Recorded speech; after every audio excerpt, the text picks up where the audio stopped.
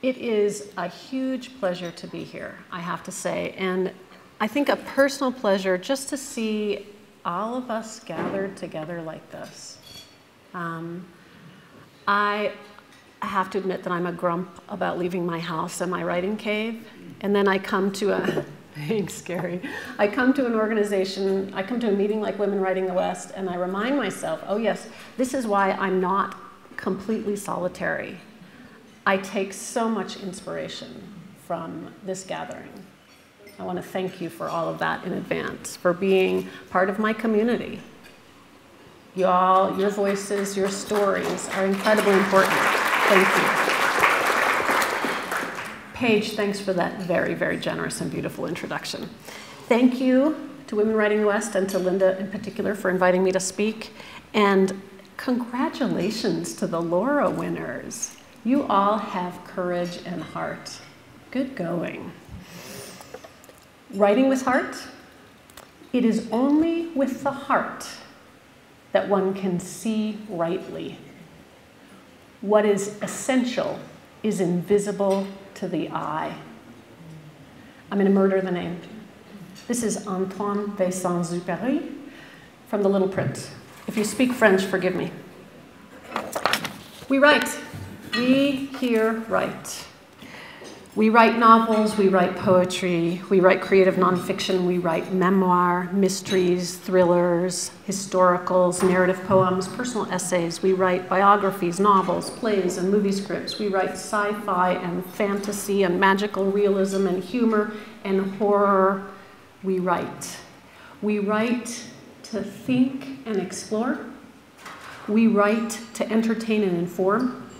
We write to touch hearts, to open minds, because, isn't this right? Because we can't not write. Is that true? Yes? If we could not write, we probably wouldn't, because honestly, it's a pain in the patoot sometimes. But the bottom line, the essential thing about why we write is to make our voices and stories heard. We write so that our voices and stories will be heard. Every voice, every story matters. They say there's no new story. That's true. At heart, we are all telling some version of some very universal stories. But we hear those stories differently in different voices with different ways of telling them from different perspectives. So we need every voice and every story to learn the things the stories have to teach us. Any story could save a life, open a heart, change the world. That's why we write. What does it take to write with heart? To make our voices and stories as compelling as they can possibly be. To me, in my long journey of evolving from a biologist, I'm a plant biologist, to a writer, the three things that are most compelling in writing with heart as opposed to writing with head, and I'm very good at writing with head because I'm a scientist. That's what we do. It is not, however, necessarily particularly compelling work. I want to compel. I want to open minds. I want to open hearts. I want to change the world. I'm not shy. I want to change the world. Maybe it's only one reader at a time, but I want to change the world. To me, the three most important words in writing with heart are honesty, openness, and courage. They're interrelated, as we'll see. But let's take a look at each of them in turn. I love words, I should point out. And I love word definitions. So here's honesty. With a Texas bluebonnet for all of you Texans out there. Honesty, the quality of being honest, says my dictionary, free of deceit and untruthfulness, sincere. From the Latin honestus, originally honor and respectability. That's an interesting one, especially when it comes to politics, but we won't go there tonight. Notice that etymology. I also love word origins. Honesty comes from honor and respect. It's about being sincere. How does that apply to our writing from the heart? To me, honesty means being ourselves on the page, no matter what we're writing. It means revealing vulnerabilities, faults, and weaknesses, ours and our characters. I don't mean washing our dirty laundry in public. I mean being ourselves, the people we are rather than who we would often like to think we are, pretend we are. Our best writing, though, really comes from who we are at heart, who we really are. The faulty us, the fearful us, the timid us, the whoever us, the forgetful us. No matter if our characters are real or projects of our wonderfully creative minds, if we're telling the facts of someone else's life or bringing an invented world to life, knowing who we are, what we love and hate, what makes us cry or laugh or jump up and down or sing and dance with excitement, what we truly believe in, all that informs our work. We may not stop and think about it, we may not be conscious of it on an everyday basis, but it comes out in our work. It seeps out as part of whether we decide we have a feel for a story or an issue or not. That feel for the work is the essential us, the real us. The I, the capital I, that we bring to the page informs our work in a way that's very subtle. It shapes our work. We don't have to think about it, but it's still going to make choices for us. So we might as well. We might as well know ourselves and bring ourselves to the page and honor who we are, even the parts we don't necessarily prefer to honor, shape our work. Terry Tempest Williams once said to me that writing is undressing in public. I think that's true whether we write fiction or creative nonfiction, poetry or plays, because what brings our characters alive, what allows readers to feel our words in their hearts, is our ability to reveal our weaknesses, our vulnerabilities, our faults and foibles. What makes us all too human in our minds also allows us to have empathy for others, and that empathy is what readers need. If we and our characters are perfect, if we know everything already, who wants to hear our stories? I mean, really, who cares? We've already got it figured out, so what? It's the honest us that touches hearts and opens readers' minds. Something that I found out as I evolved from science into writing in a rather interesting way. When I started writing nature writing, because I'm a biologist, that's what I know. I grew up in the family of the land. My relatives were plants and animals and rocks and stars. So that's what I wrote about as a scientist, because that was my expertise.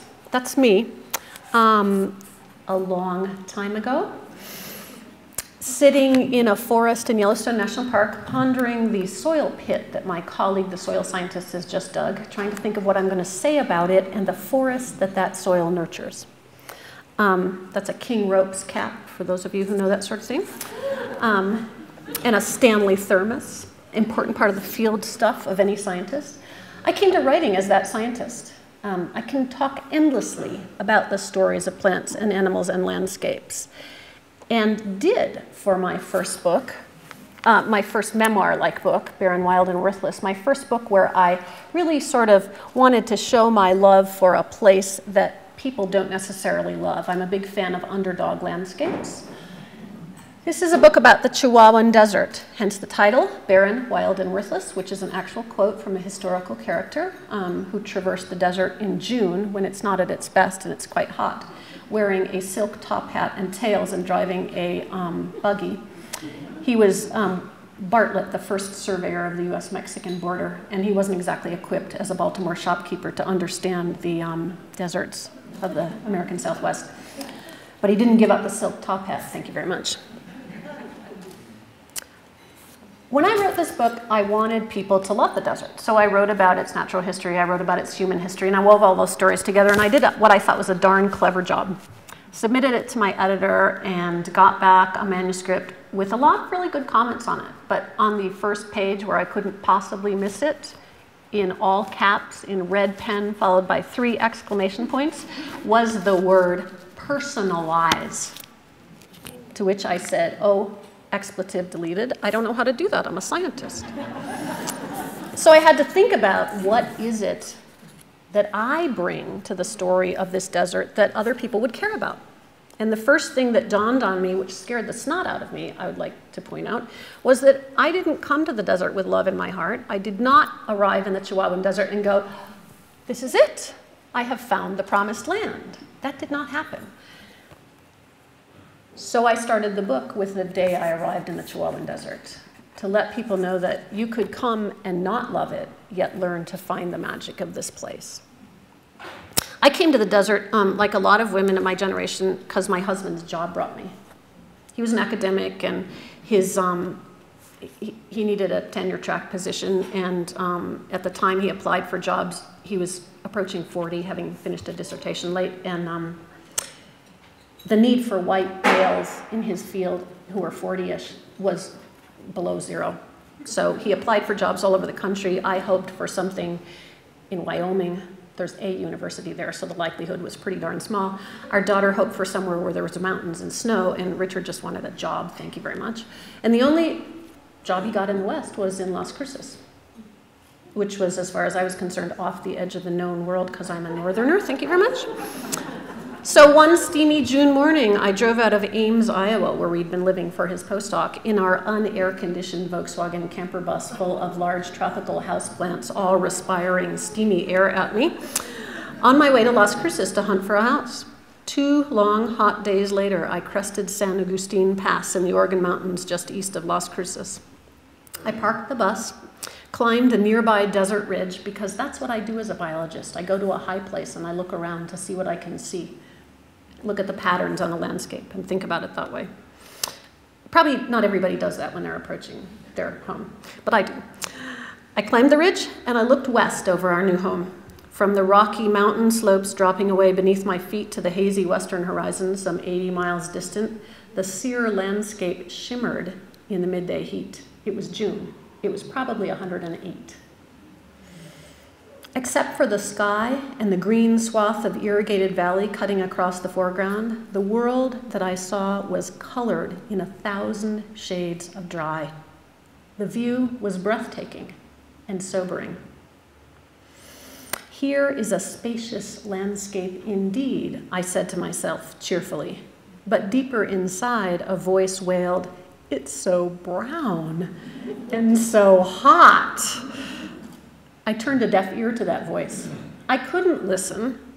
I had to accept this Chihuahuan desert. It was, I thought, my only chance to settle in the West. It was as close to home as I was likely to get. Only now, years later, can I admit that first horrified wail. Standing on the rocky, treeless ridge above San Agustin Pass, looking down over our new home, I did not see the promised land. My heart did not fill with love for this gritty, harsh Chihuahuan desert landscape. I felt weary, thirsty, hot, and overwhelmed. That night, alone in my motel room, I cried myself to sleep. And let me tell you, if that's not undressing in public for a biologist, I don't know what is. Openness. The quality or characteristic of being open, not closed, not covered, accessible to new ideas. Absence of dissimulation. Isn't that a great word? I don't think we use it enough. Secrecy or reserve. Openness and honesty are related. But notice where open differs in being accessible to new ideas and in the absence of secrecy or reserve. What does openness mean for writing from the heart? To me, it means honoring our stories by letting them go where they will. Sometimes a scary proposition for writers, not trying to control or censor them. You know when you get to that point in a piece of writing where you clutch and you think to yourself, that's not really important to the story. I don't actually have to go there. That's when you know you've just yanked on the leash and you shouldn't. Openness is also letting in new ideas and new ways of reaching readers and listeners.